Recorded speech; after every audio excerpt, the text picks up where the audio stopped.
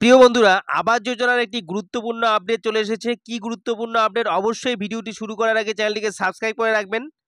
দেখুন এখানে আবাস যোজনার টাকা কবে রাজ্যে আসছে কেন্দ্রীয় প্রতিনিধি দল, সবচেয়ে গুরুত্বপূর্ণ খবর। দেখুন এখানে সংবাদপত্রে প্রকাশিত হয়েছে, কি বলা হয়েছে আমি আপনাদের সামনে A to Z শোনাচ্ছি। লোকসভা নির্বাচনের পর বিজেপি সরকার কেন্দ্রে একক সংখ্যাগরিষ্ঠতা হারালেও শরিকদের সমর্থনে ফের কেন্দ্রের সরকার গঠন করেছে। বদল করা হয়েছে গ্রাম উন্নয়ন মন্ত্রকের মন্ত্রী পদেও। বরাদ্দের জট কাটার আশা করেছিল রাজ্য সরকার, কিন্তু জট কাটা তো দূরের কথা, বাংলায় আবারও কেন্দ্রীয় প্রতিনিধি দল পাঠানোর সিদ্ধান্ত নিয়েছে কেন্দ্রের মোদী সরকার। কেন্দ্রীয় গ্রাম উন্নয়ন মন্ত্রকের যে বার্তা রাজ্য পেয়েছে তাতে 100 দিনের কাজ, প্রধানমন্ত্রী আবাস যোজনা সহ 12টি গ্রামীণ প্রকল্পের কাজ খতিয়ে দেখবে কেন্দ্রের পাঠানো এই প্রতিনিধি দল।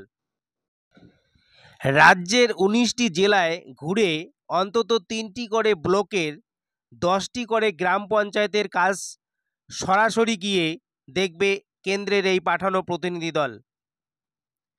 কেন্দ্রের বার্তা, জেলা শাসক, জেলা পরিষদের সিই সহ আধিকারিকদের হাজির থাকতে হবে কেন্দ্রীয় দলের সঙ্গে। একাধিক দফায় তারা বৈঠক করবেন জেলা কর্তাদের সঙ্গে। সেপ্টেম্বর মাসের মধ্যে জেলা যাচাই করে 30শে সেপ্টেম্বরের মধ্যে গ্রাম উন্নয়ন মন্ত্রককে রিপোর্ট দেবে তারা। প্রসঙ্গত, দীর্ঘদিন ধরে 100 দিনের কাজের প্রকল্প আবাস যোজনার টাকা আটকে রয়েছে।